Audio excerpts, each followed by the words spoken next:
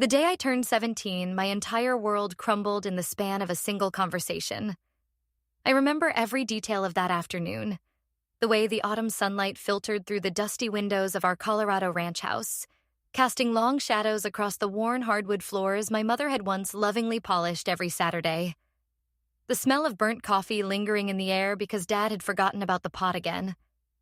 The sound of gravel crunching under his boots as he paced back and forth in the kitchen, unable to meet my eyes. "Madison," he finally said, and the way he said my name, heavy, guilty, defeated, made my stomach drop before he even continued. "We need to talk about your future, about our situation." I was sitting at the kitchen table, supposedly doing homework for my senior year of high school, but really just scrolling through college applications on my laptop. University of Denver had just sent me an acceptance letter. I'd been so excited, planning to show him that evening. That letter was still tucked in my backpack, unopened by anyone but me. It would stay that way. "What kind of situation?" I asked, though part of me already knew. The phone calls at odd hours, the men who'd started showing up at our door. The way Dad had sold off Mom's jewelry piece by piece over the past year, each item disappearing like fragments of her memory. He stopped pacing and leaned against the counter, his hands gripping the edge so tightly his knuckles turned white. My father had always been a big man, 6'3", broad-shouldered from years of construction work. But in that moment, he looked small, hollowed out. "I owe money, Madison. A lot of money. To some people who aren't very patient." "How much?" I whispered, though I wasn't sure I wanted to know. $425,000. The number hung in the air between us like a death sentence. Plus interest that compounds every single day. By next month, it'll be $500,000. My mind couldn't process it. We lived in a modest house 30 miles outside of Boulder. Dad worked construction when he could get jobs. I had a part-time position at the local grocery store making minimum wage. $425,000 might as well have been $4 billion. How did this even happen? My voice cracked. I knew Dad gambled. Everyone in our small town of Evergreen knew Dennis Harper liked his poker games and his trips to the casinos in Black Hawk. But I'd always assumed he kept it under control, that it was just a hobby, something to fill the emptiness left by Mom's death 3 years ago. Apparently, I'd assumed wrong. "It started small," he said, and I could hear the rehearsed quality to his words, like he'd practiced this explanation. "Just trying to win back what I'd lost. Then I took a loan from Victor to cover my losses, thinking I'd hit it big and pay him back within a month. But the cards didn't fall my way, and then I owed him, and the interest kept piling up, and I took another loan to pay the first one, and then another, and..." He made a helpless gesture. I dug myself into a hole I can't climb out of. "Victor." The name sent ice through my veins. I'd met Victor Constantine exactly once, 3 years ago when I was 14, shortly after Mom's funeral. Dad had called it a business dinner, though even at 14, I knew there was something wrong about the whole evening. Victor had arrived in a black Escalade that looked too expensive for our dirt road. He was tall. Not as tall as Dad, but imposing in a different way. Everything about him was sharp. His tailored suit, his slicked-back hair, his angular face, and especially his eyes. They were pale gray, almost colorless, and they moved over everything in our house like he was cataloging our possessions, determining their worth. But it was the way he looked at me that I remembered most. I'd come down for dinner wearing jeans and a hoodie, my hair in a messy ponytail, not expecting company. When Victor saw me, something shifted in his expression. His eyes dragged slowly from my face down to my feet and back up again, lingering in places that made my skin crawl. I was 14 years old, and I knew, absolutely knew, that I was being evaluated like livestock. Throughout dinner, he asked me questions. What grade was I in? Did I have a boyfriend? What were my plans after high school? Did I want children someday? Each question felt like a violation, and I'd answered in monosyllables while Dad laughed nervously and tried to steer the conversation elsewhere. When Victor finally left that night, I'd gone straight to my room and pushed my dresser against the door. Now, 3 years later, I understood why he'd been asking those questions. "Victor," I said slowly, my heart starting to pound. "What does he want?" Dad finally looked at me. And what I saw in his eyes wasn't the father who'd taught me to ride a bike and had attended every one of my softball games before Mom died. This was a stranger, a desperate, cornered stranger who'd already made his decision. He's willing to forgive the entire debt, Dad said quietly. Every penny, the principal, the interest, all of it, under one condition. I already knew. Somehow I already knew, but I asked anyway. What condition? He wants you to marry him, Madison. And he's given us exactly 30 days to make it happen. The words didn't seem real at first. They felt like something from a bad movie, not something that could actually be happening in 21st century America. But the look on Dad's face told me this was very, very real. No. The word came out stronger than I felt. No, absolutely not. That's insane. Dad, he's got to be at least 45 years old. And you can't just... People don't do this anymore. This is human trafficking. This is illegal. Victor has connections, Madison. His brother is married to a judge in Denver. His cousin works for the Boulder County Sheriff's Department. His business partners include 3 state legislators. Dad's voice took on a pleading quality. I already tried talking to a lawyer. Quietly. Just to see what options we had. You know what he told me?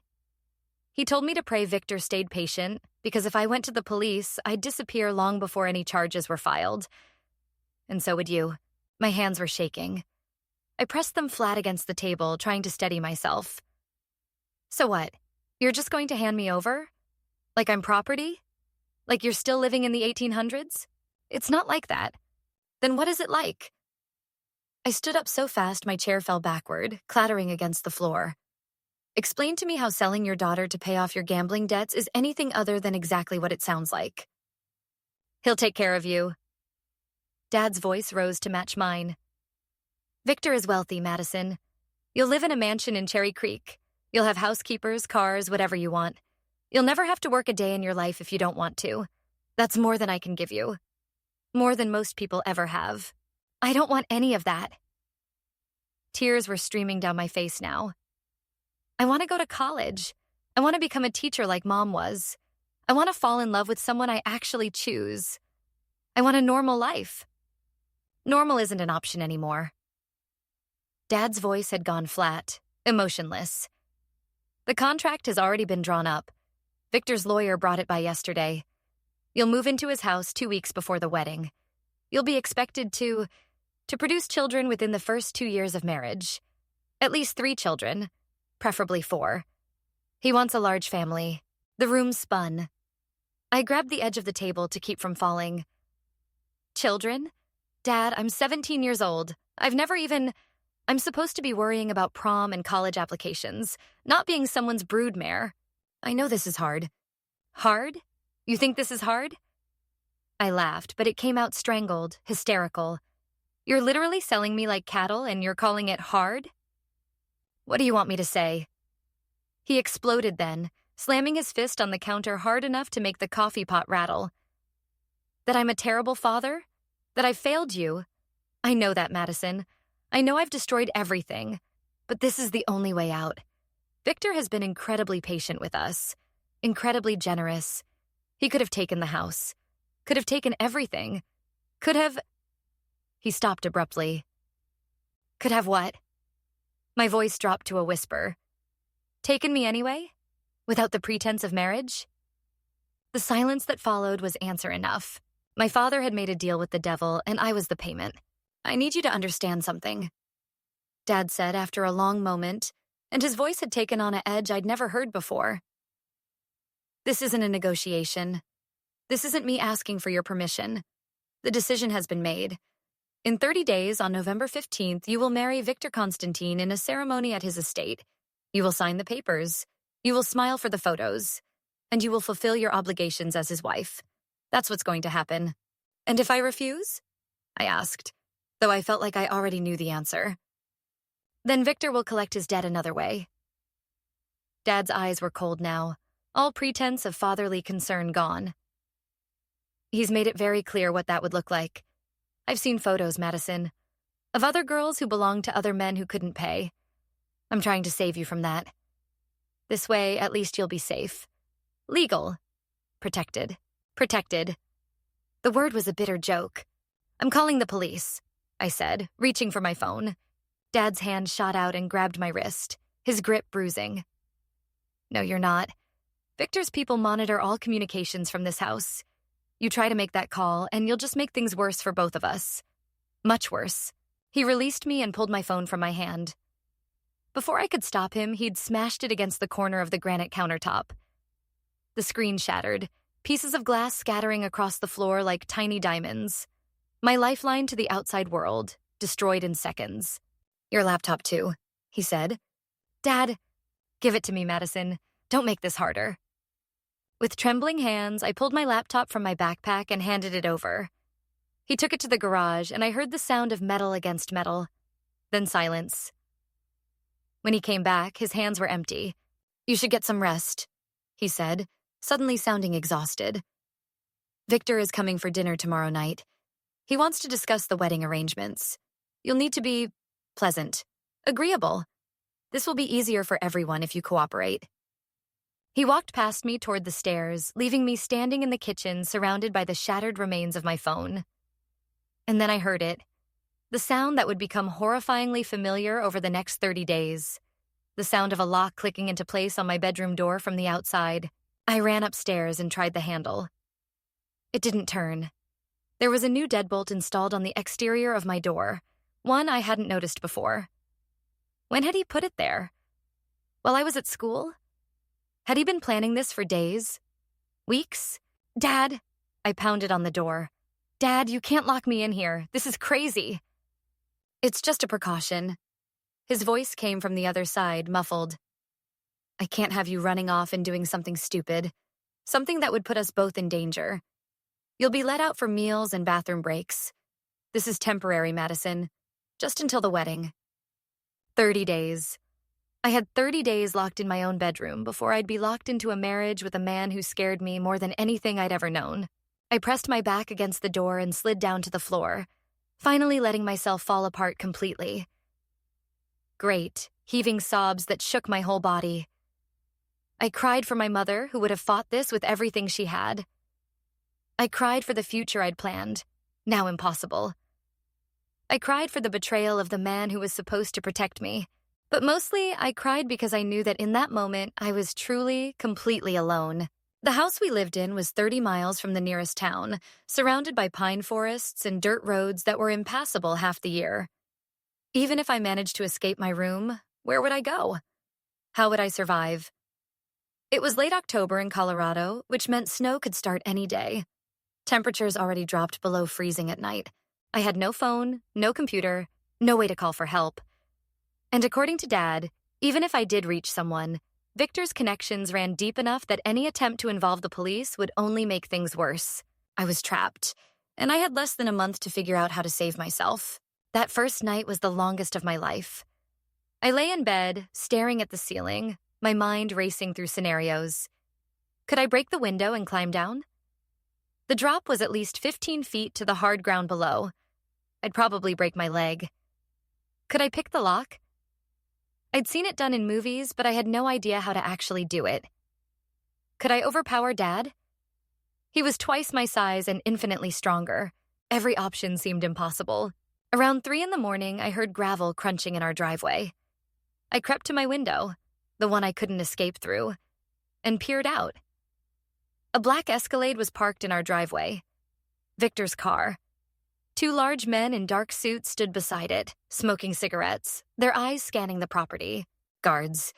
Victor had posted guards at our house. The message was clear. I wasn't just locked in my room. I was locked in my future. The next morning arrived too quickly, gray light filtering through my curtains. I'd barely slept, drifting in and out of anxious half-dreams where I was running through dark forests, always chased, never quite escaping. When I heard the lock click open around 8 a.m, I was already awake, sitting on my bed, still wearing yesterday's clothes. Dad stood in the doorway looking haggard, like he hadn't slept either. For a split second, I saw something in his face. Guilt, maybe, or regret. But it vanished quickly, replaced by that same cold determination from yesterday. Bathroom, he said shortly. Then breakfast. You have 15 minutes. I'm not hungry, You need to eat. Victor specifically requested that you be— He paused, choosing his words carefully. Healthy when you move into his house. You're too thin as it is. Too thin. Like I was livestock being fattened for market. The comparison wasn't lost on me. I used the bathroom under his watchful eye. He stood outside with the door cracked open, making sure I didn't try anything, and then followed him downstairs.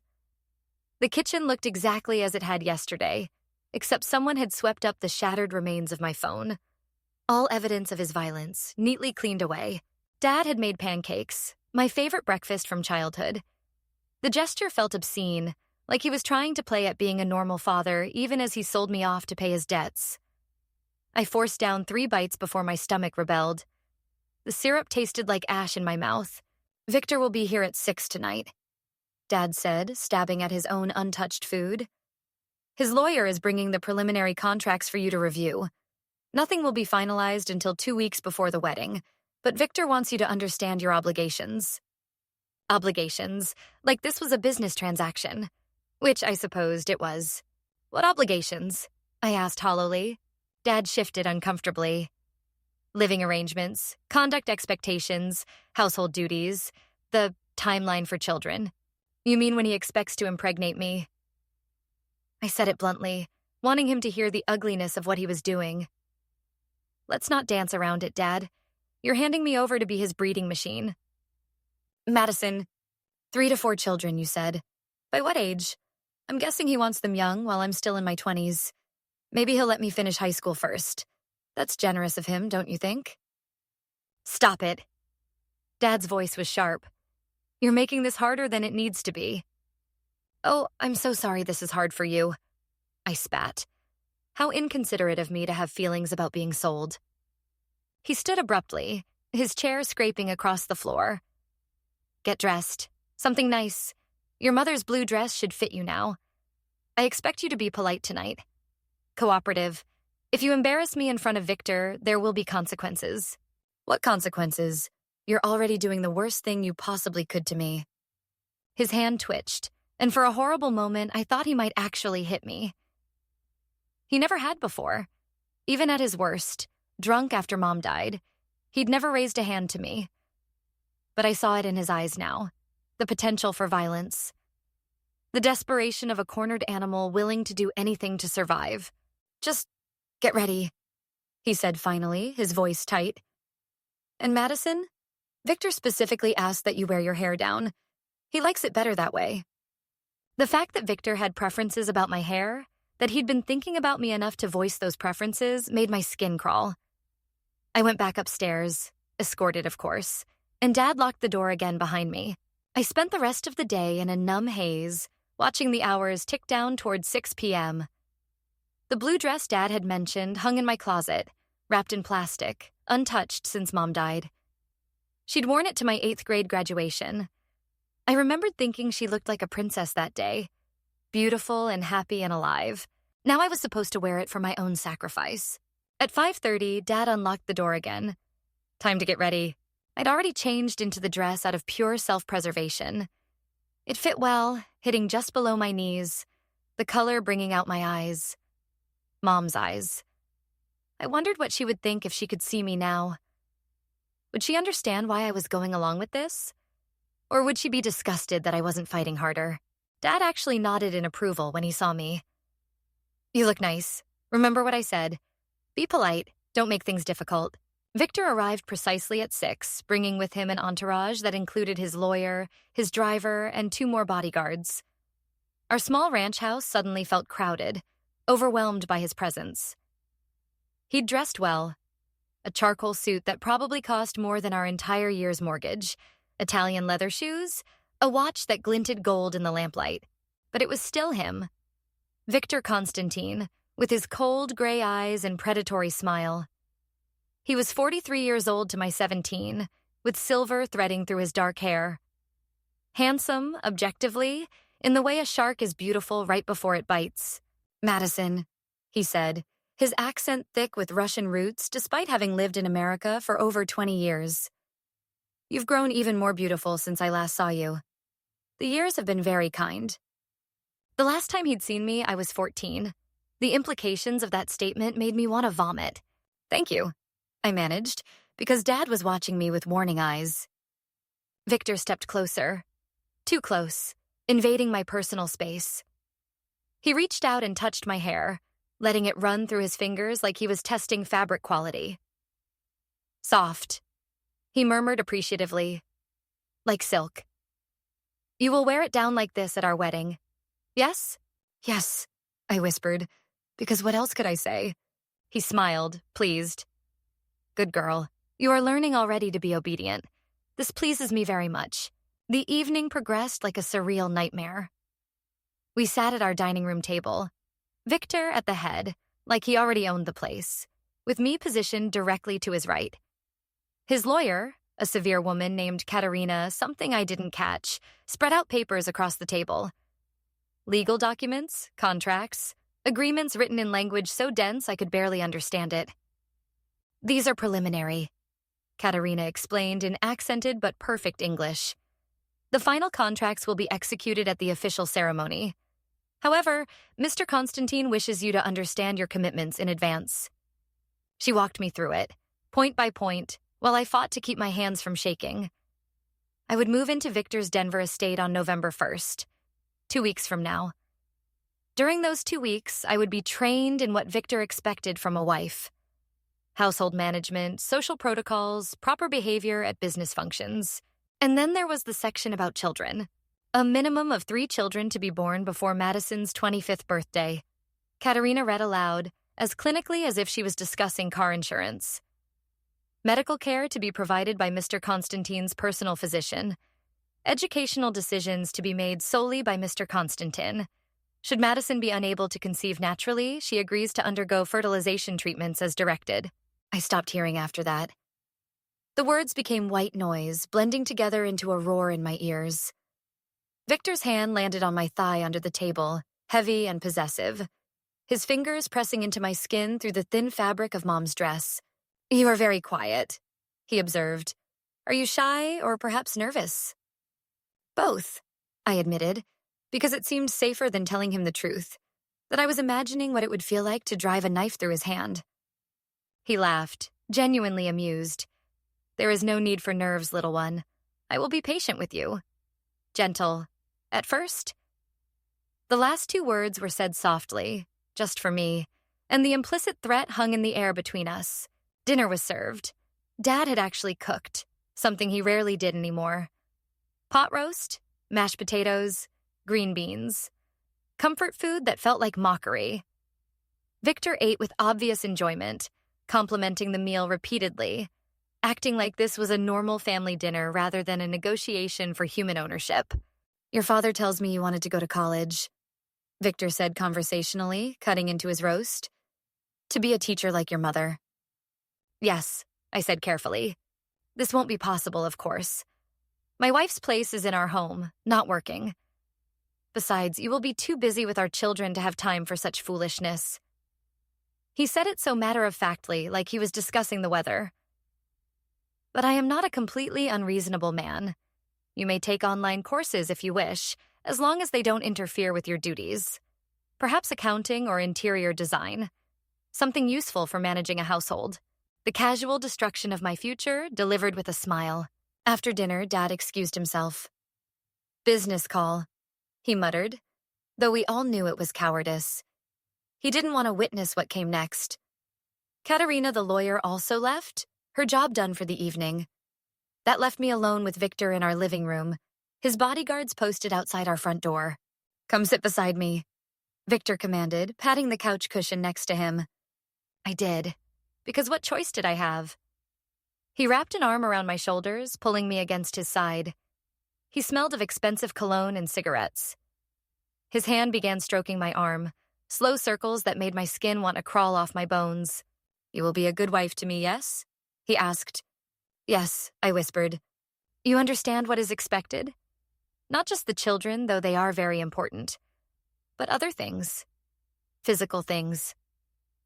His hand moved from my arm to my face, turning my chin so I had to look at him. You are innocent still, I think. This is good. I prefer to be the one who teaches you how to please a man. Tears leaked from my eyes despite my best efforts to stop them. "Shh," Victor murmured, but he didn't let me go. If anything, his grip tightened. "No crying. You will learn to love me in time." Many marriages begin as arrangements and become genuine affection. My own parents barely knew each other when they wed. They had 47 years together before my father died. You see? Sometimes these situations work out for the best. I didn't point out that his parents' arrangement had happened in Soviet Russia, not modern America. That what he was doing was illegal in every meaningful sense, even if his connections kept him above the law. That arranged marriage and sex trafficking were the same thing when one party was 17 and unwilling. "Do you like it from behind?" Victor whispered suddenly, his lips brushing my ear. "Or do you prefer to see your partner's face?" "We will experiment, of course. I have many years of experience to share with you."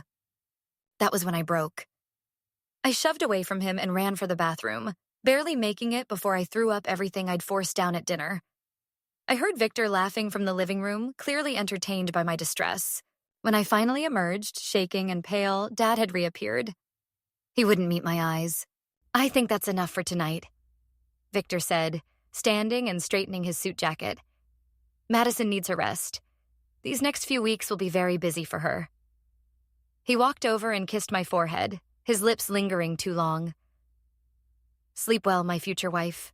Dream of me." After he left, the house felt simultaneously too empty and too full of his presence. Dad locked me back in my room without a word. I lay on my bed, staring at the ceiling, and tried to figure out how I was going to survive the next 13 days until I was moved into Victor's house. The answer came 3 days later in the form of my Aunt Lisa. Aunt Lisa was Dad's younger sister, and I hadn't seen her in nearly 4 years. They'd had some kind of falling out after Mom's funeral. Something about family money and accusations I'd been too young to fully understand. Lisa had moved to Seattle and more or less cut off contact with this side of the family. So when I heard her voice downstairs on the 3rd day of my imprisonment, hope surged through me so powerfully it was physically painful. "Absolutely insane, Dennis," she was saying, her voice carrying up through the floorboards. I got a call from Vivian Morrison at the grocery store. Do you know what she told me? That your daughter is getting married in 2 weeks to some Russian businessman twice her age? And you think this is acceptable? I pressed my ear against the door, straining to hear every word. "It's not your business, Lisa," Dad replied, but he sounded defensive rather than angry. Good. That meant he was afraid of her judgment. "Not my business. She's my niece, my sister-in-law's daughter. Jennifer would be spinning in her grave if she knew what you were doing." "Jennifer isn't here." Dad's voice rose. "Jennifer left me with a mountain of medical debt and a daughter to raise alone and no skills to pay for either. I did what I had to do to survive." "By selling Madison like property?" There was a long pause. When Dad spoke again, his voice had dropped so low I could barely hear it. "Victor will take good care of her. Better than I ever could. She'll have everything she needs. Except freedom. Except choice. Except her childhood." Aunt Lisa's footsteps sounded on the stairs coming up. "I want to see her. Right now." "Lisa," I said now, Dennis. I heard keys jingling, and then the lock clicked open. Aunt Lisa stood in the doorway, and I barely recognized her. She'd cut her hair short since I'd last seen her, dyed it an edgy silver gray. She wore jeans and a leather jacket, looking more like a cool older sister than a 40-year-old woman. When her eyes met mine, I saw rage there, but also pain and determination. "Madison," she breathed, stepping into the room and pulling me into a tight hug. She smelled like lavender and cigarettes, nothing like Mom, but comforting nonetheless. "Oh, sweetheart, what has he done to you?" I burst into tears against her shoulder, all the fear and desperation I'd been holding in for 3 days spilling out. "Aunt Lisa, he's making me marry Victor. I don't have a choice. He locked me in here. He smashed my phone. I can't. Shh, I know everything." She pulled back to look at me, her hands on my shoulders. "That's why I'm here. That's why I drove 15 hours straight from Seattle as soon as I heard. I'm not going to let this happen to you." "Lisa, get out of my house," Dad said from the doorway, his face dark with anger. "No." she said simply. I'm staying with my niece. Unless you want me to call the police right now and report that you've imprisoned a minor in her bedroom? Victor's brother-in-law is a judge. His cousin is a sheriff's deputy. You call the police, and Madison is the one who'll suffer. But Dad didn't try to physically remove her. That was telling. I understand the situation perfectly, Dennis. I probably understand it better than you do. Aunt Lisa's voice was cold. I'm going to stay here for the next 2 weeks. I'm going to help Madison prepare for what you're forcing her into. And then we're going to have a conversation about how you're going to live with yourself after this. They stared at each other for a long moment. Finally, Dad turned and walked away, his footsteps heavy on the stairs. He didn't lock the door. For the first time in days, I wasn't locked in. Aunt Lisa sat on my bed, and I collapsed next to her. Tell me everything, she said softly, from the beginning. So I did. I told her about the debt, about Victor's visits, about the contracts and the requirements and the way he'd touched me, about Dad smashing my phone and posting guards outside, about feeling utterly trapped with no way out. She listened without interrupting, her face getting harder with every detail. When I finished, she was quiet for a moment. Then, I was in a similar situation once. Did you know that? I shook my head. Your grandfather, my and Dennis's father, had a serious gambling problem. Even worse than your dad's, if you can believe it. When I was 18, he tried to marry me off to one of his creditors, a man named Richard Sutherland who owned half the businesses in our hometown. Richard was 53 years old and had buried 2 wives already. Your grandfather presented it as a good match, an opportunity for the family. My eyes widened. What happened? I ran, she said simply. I packed a bag in the middle of the night and disappeared. I had a friend in Portland who let me crash on her couch for 6 months while I got on my feet. It was the hardest thing I'd ever done, but also the most important. I chose freedom over comfort, and I've never regretted it. Hope bloomed in my chest. Then you'll help me run? You'll help me escape? Not exactly, Aunt Lisa said carefully. The situation is different now. Victor isn't a local businessman who'll give up after a few months of searching. He's connected to serious organized crime, Madison. Russian mob, possibly. If you just disappear, he'll hunt you down. And when he finds you, and he will find you, it'll be much worse than if you'd cooperated from the start. The hope died. So what then? You just came here to tell me I'm screwed and there's nothing I can do about it? No. She squeezed my hand. I came here to help you survive. To teach you how to navigate this situation in a way that keeps you alive and sane. I have some experience with dangerous men, with situations where the odds aren't in your favor. I can help you learn how to protect yourself, how to maintain your sense of self even in impossible circumstances. It wasn't what I wanted to hear, but it was something. More than Dad had offered. More than the complete hopelessness I'd been drowning in. Over the next week, Aunt Lisa became my lifeline. She convinced Dad to lift the restrictions on my movement. She's going anyway, Dennis. Making her a prisoner now just makes this cruel. And I was allowed to move freely around the house again. She brought me books about emotional resilience and personal agency. She taught me meditation techniques to manage anxiety. She showed me how to mentally detach during difficult situations, creating a safe space in my own mind where no one could touch me. It's not ideal, she admitted one evening as we sat on my bed. Nothing about this situation is ideal. But you're strong, Madison. Stronger than you know. Your mother was one of the strongest women I ever met, and you have her spirit. You can endure this.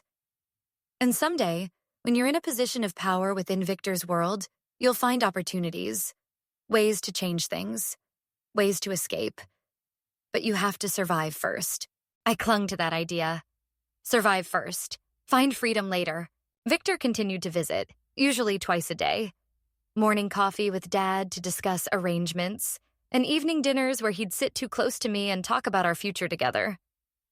Aunt Lisa was present for these visits, and her presence somehow made them bearable. Whenever Victor's hand would creep too high on my leg, Aunt Lisa would jump into conversation, expertly redirecting his attention. When he'd make comments about our wedding night, she'd laugh and change the subject to something benign. Your aunt is a clever woman. Victor commented one evening after she'd excused herself to use the bathroom. Perhaps too clever. I wonder about her motivations for being here. She wants to help me adjust, I said quickly. She went through something similar when she was young, an arranged marriage situation. She understands. Victor didn't look convinced, but he dropped it. I should have known then that something was wrong. Should have questioned why Aunt Lisa never tried to contact police, never suggested we reach out to domestic violence hotlines, never made any move to actually stop the wedding. But I was so desperate for her support, so grateful to not be alone that I ignored the warning signs. The truth revealed itself 4 days before I was scheduled to move into Victor's house. It was 2 a.m. and I couldn't sleep. Anxiety kept me awake, my mind spinning through increasingly catastrophic scenarios about what my life would become. I crept downstairs for water, moving quietly so I wouldn't wake anyone. As I passed the guest room where Aunt Lisa was staying, I heard her voice. She was on the phone, speaking softly, but not quite softly enough. I completely trust me, Victor. She'll get in the car willingly. She thinks I'm helping her escape.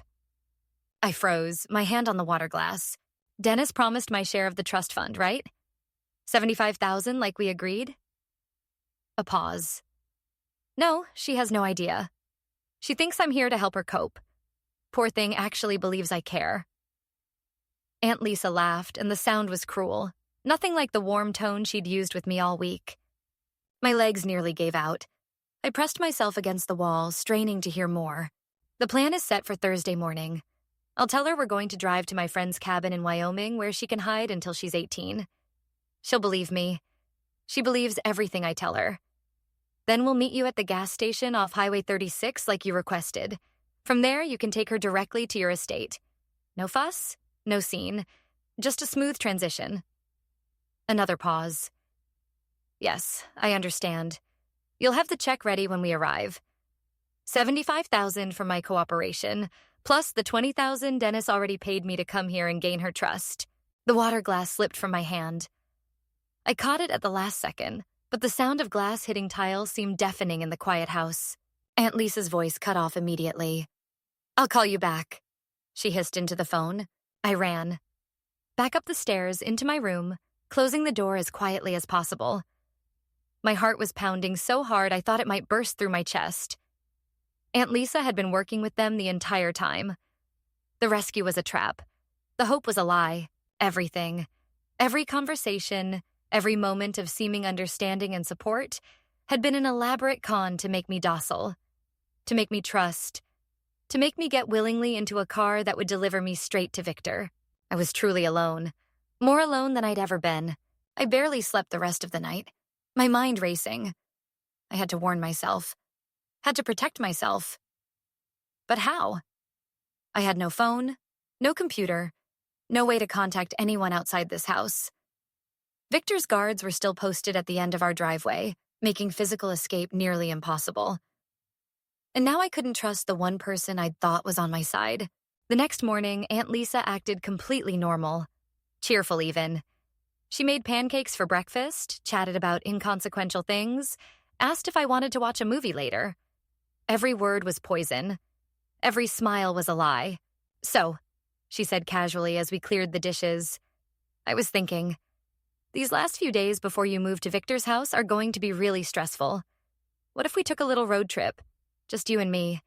We could drive up to Rocky Mountain National Park, spend a night at this cute bed and breakfast I know. Give you some space to process everything. That sounds nice. I lied, my voice steady despite the terror churning in my gut. When would we go? I was thinking Thursday morning, early. We'd be back by Friday evening, so plenty of time before your move-in date on Saturday. Thursday morning. Exactly when she'd told Victor they'd meet at the gas station. Perfect, I said, smiling. I'd really like that, Aunt Lisa. She hugged me and I let her, even though my skin crawled at her touch. I'm so glad I came, Madison. I want these last few days of freedom to be special for you. Last days of freedom. The words were more accurate than she intended. After she left the kitchen, I went back to my room and tried to think. I needed help. Real help. From someone outside this situation. But who? Everyone in our small community knew Dad, knew Victor, knew the situation. No one had intervened so far. Why would they start now? Then I remembered something. 3 years ago, right after Mom died, we'd had a visit from Mom's brother, Uncle Thomas. He was a paralegal who lived in Kansas City, worked for a firm that specialized in domestic law. He'd only stayed one night because he and Dad had gotten into a massive argument about something. I'd been too grief-stricken to pay attention to the details, but I remembered Uncle Thomas's last words before he'd left. "You're making a mistake, Dennis. And when it all falls apart, don't come crying to me, Uncle Thomas. He'd understand. He'd help. But how could I contact him?" The answer came that afternoon, delivered by Aunt Lisa herself. "Here," she said, handing me a cheap flip phone. "I figured you might want a way to reach me while I'm out running errands today. It's a burner I picked up at the gas station, nothing fancy. But you can text me if you need anything." It was perfect. Too perfect. She'd given it to me thinking I'd only use it to communicate with her, never imagining I might use it to reach out to someone else. I waited until I heard her car pull out of the driveway, then locked my bedroom door and started searching for Uncle Thomas's contact information. It wasn't easy without internet access, but I remembered Mom had kept an old address book in her desk, actual paper with handwritten entries. Dad hadn't touched Mom's things since she died, leaving her home office exactly as she'd left it. I snuck in there and found the address book, covered in dust, filled with Mom's neat handwriting. There, Thomas Mitchell. And below his Kansas City address, a phone number and an email address. My hands shook as I typed out a message. I didn't know if Uncle Thomas still used this email or if he'd even remember me, but I had to try. "Uncle Thomas, this is Madison Harper, Jennifer's daughter. I need help. Dad is forcing me to marry his loan shark to pay gambling debts. I'm being held at home. The wedding is in 10 days. I have evidence. Please help." I attached photos I'd secretly taken of the contracts, of messages between Aunt Lisa and Victor that I'd found on her phone while she showered. I hit send and prayed harder than I'd ever prayed in my life. The response came 4 hours later while I was forcing down dinner under Dad and Aunt Lisa's watchful eyes. The phone vibrated in my pocket, a text notification that Uncle Thomas had replied to my email. I excused myself to use the bathroom, locked the door, and read his message with trembling hands. "Madison, I'm on my way. Don't do anything until you hear from me. If they try to move you before I get there, fight like hell. I'm calling in every favor I have. Hope. Real hope this time. Not the false comfort Aunt Lisa had offered, but the genuine possibility of rescue. I just had to survive until Uncle Thomas arrived. And pray that he got here before Thursday morning, before Aunt Lisa could deliver me to Victor. The next 3 days were the most terrifying of my life. Every moment felt like walking on a knife's edge, trying to act normal while secretly preparing for either rescue or disaster. Aunt Lisa kept up her charade of being supportive, discussing our planned road trip in detail, even helping me pack a bag for the mountains. Victor visited daily, his hands getting bolder, his comments more explicit about what our wedding night would entail. "Just 3 more days," he'd whisper, his lips brushing my ear. "3 more days until you're mine completely. I've prepared the master suite specially for you. Candles, silk sheets. I've even hired someone to teach you proper techniques for pleasing a husband." I'd smile and nod and die a little more inside with each word. Uncle Thomas texted me once a day, always at midnight when everyone was asleep. "Still coming? Be ready Thursday morning. Don't get in that car." Wednesday night, Aunt Lisa came to my room to help me finish packing. She was unusually chatty, almost manic, her smile too bright. "This is going to be such a special trip," she said, folding clothes into my duffel bag. "Just you and me, aunt and niece bonding time. Doesn't that sound wonderful?" "Wonderful," I echoed, watching her pack the white dress Dad had selected for my wedding. She added it to the bag without comment, proof that she knew exactly where we were really going tomorrow. "You should get some sleep," she finally said, kissing my forehead. The gesture felt like a betrayal. "Big day tomorrow. We're leaving at 7 a.m. sharp." After she left, I lay in bed fully clothed, the burner phone clutched in my hand. Uncle Thomas's last text had come at 11:58 p.m. In position. "When you leave the house tomorrow, I'll be following. Whatever happens, trust me." I must have dozed off despite my anxiety, because I woke to Aunt Lisa shaking my shoulder. Gray dawn light filtered through the windows. "Time to go," she said cheerfully. "I've got coffee and a thermos in the car. Let's hit the road before traffic gets bad." Dad was nowhere to be seen. Deliberately, I suspected. Easier for him to pretend he wasn't complicit if he didn't have to watch me leave. Aunt Lisa loaded my bag into her rental car, the same silver sedan she'd arrived in. I climbed into the passenger seat, my heart pounding so hard I was sure she could hear it. As we pulled out of the driveway, I saw Victor's black Escalade fall in behind us. No pretense now. They weren't even hiding it anymore. Aunt Lisa caught me looking in the side mirror. "Don't worry about them," she said lightly. "Victor is just cautious. He wants to make sure we get to the cabin safely." The cabin that didn't exist. The escape that was really just delivery to my prison. We drove for 20 minutes, heading north on Highway 36, just like she'd told Victor. The road was relatively empty this early in the morning, pine forests pressing close on either side. My mouth was dry, my palms sweaty. Where was Uncle Thomas? Had something happened? Had his plan failed? Then I saw it. Another car following behind Victor's Escalade. A nondescript gray sedan. Uncle Thomas. He was there. Actually there. "You know," Aunt Lisa said conversationally, "I want you to understand this wasn't personal, Madison. I actually do feel bad about how this worked out. But I have debts too. Serious debts. Victor offered me a way out and I took it. You'd do the same in my position." "I wouldn't sell my niece," I said quietly. "Wouldn't you? To save your own life?" She glanced at me. Victor's employers don't accept excuses or payment plans. They accept results. Delivering you to him erases my entire debt. $85,000. That's what you're worth to me. To him, you're worth much more. A wife who will give him legal heirs. Clean his money through a respectable American marriage. Everyone wins. Except me. You'll adapt. Women always do. She turned into a gas station, pulling up to the pumps. Victor's Escalade parked on the other side. "We're here." This was it. The handoff.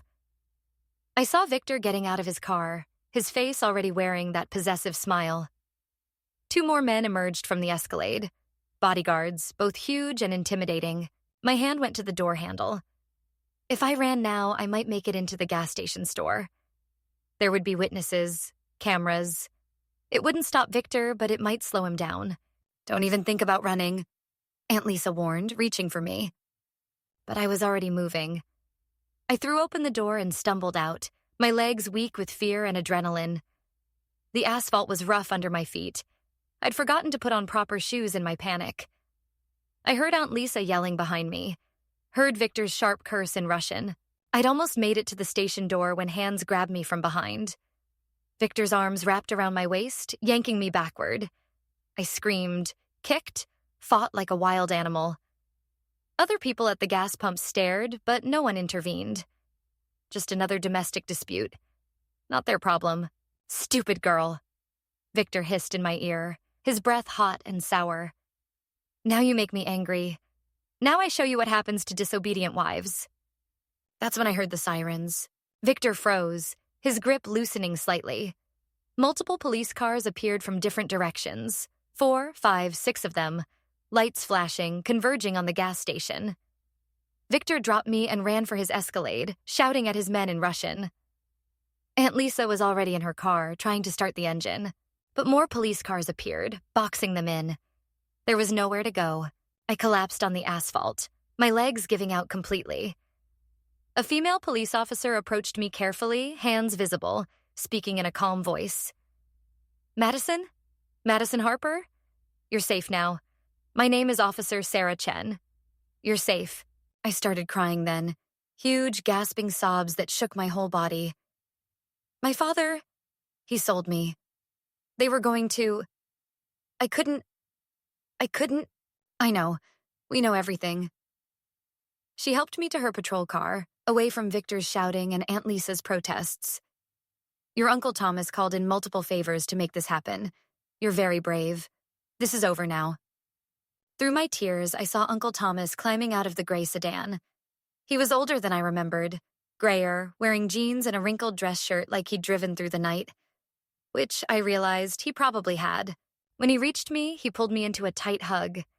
He smelled like coffee and Old Spice, and I realized I'd been starving for a safe touch, for someone who didn't want anything from me except my well-being. "I'm sorry I didn't come sooner," he said, his voice rough with emotion. "I'm sorry I wasn't there after Jennifer died.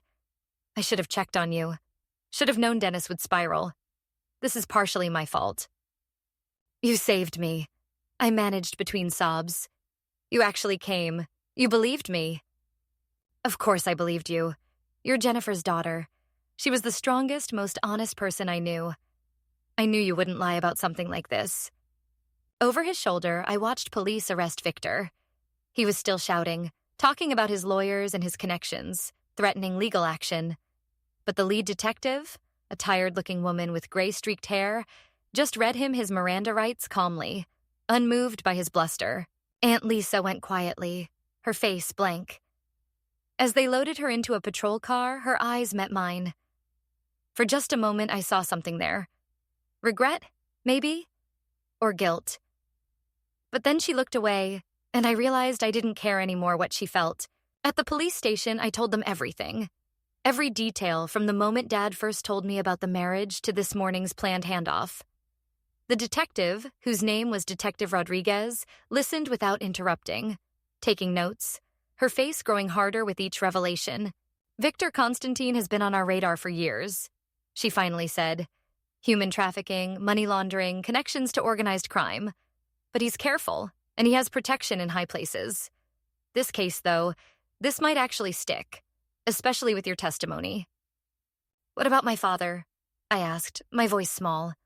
Detective Rodriguez's expression softened slightly. "There's a warrant out for his arrest. He tried to flee to Canada this morning when he realized what was happening. Border Patrol stopped him. He had almost $40,000 in cash in his car.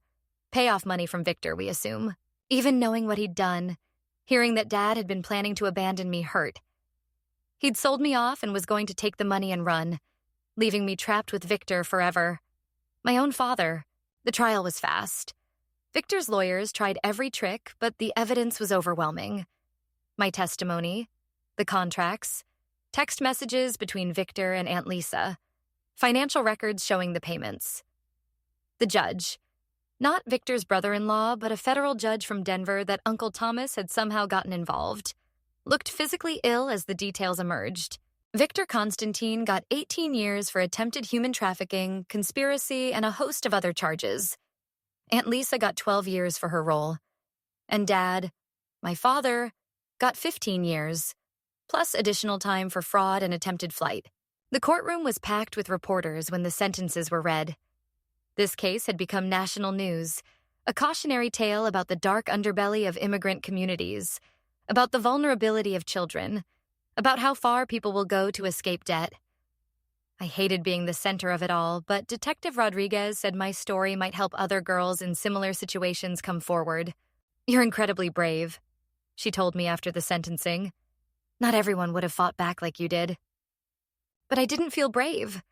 I felt exhausted and heartbroken and angry at a universe that had put me in this position in the first place.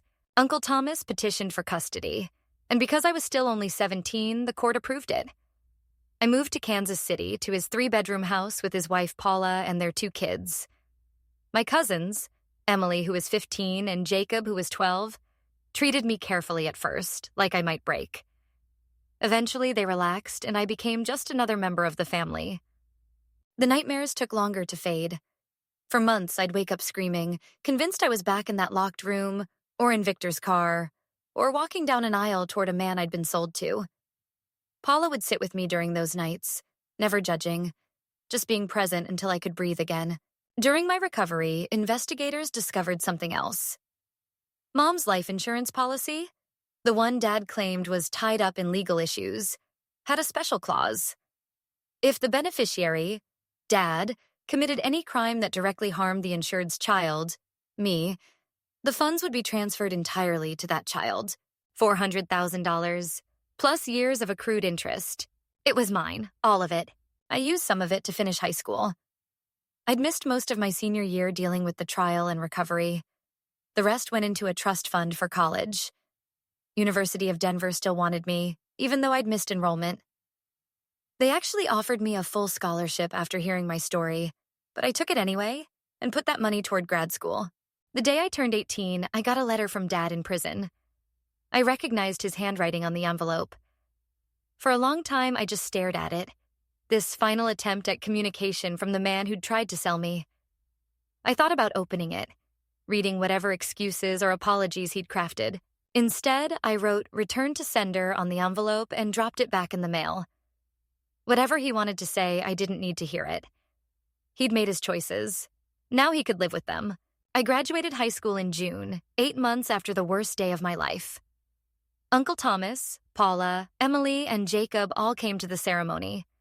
Officer Chen came too, and Detective Rodriguez. Even Uncle Thomas's lawyer friend, the one who'd helped navigate the legal maze, showed up with flowers. As I walked across that stage to collect my diploma, I thought about Mom. About how she'd always told me I was strong, that I came from a line of resilient women who didn't break under pressure. I hadn't believed her then. I'd thought I was just ordinary Madison. Nothing special, but I'd survived. Against impossible odds, with almost no one on my side, I'd survived and come out the other side. That wasn't nothing. That was everything. That fall, I started college as planned. I declared my major as social work, specializing in helping children and teens escape abuse situations. Because if my nightmare could help even one other girl find her way to safety, then maybe, it was worth something. The scars didn't fully heal. I still had panic attacks sometimes. Still had trouble trusting people, especially older men. Still woke up some nights convinced I heard Victor's voice. But I was alive. Free. Building a future I actually chose. And that was worth fighting for. On my 19th birthday, I got a letter from the Colorado Department of Corrections. Victor's request for early parole had been denied. He'd be staying in prison for at least another 13 years. Good. Let him rot there, thinking about the life he'd tried to steal from me. I folded the letter, tucked it away, and went to meet my study group. I had an exam on childhood trauma next week, and I wanted to ace it. The girl Dad tried to sell didn't exist anymore. In her place was a survivor, a fighter, someone who refused to be defined by the worst thing that had almost happened to her. I was Madison Harper. I was alive. I was free. And I was just getting started.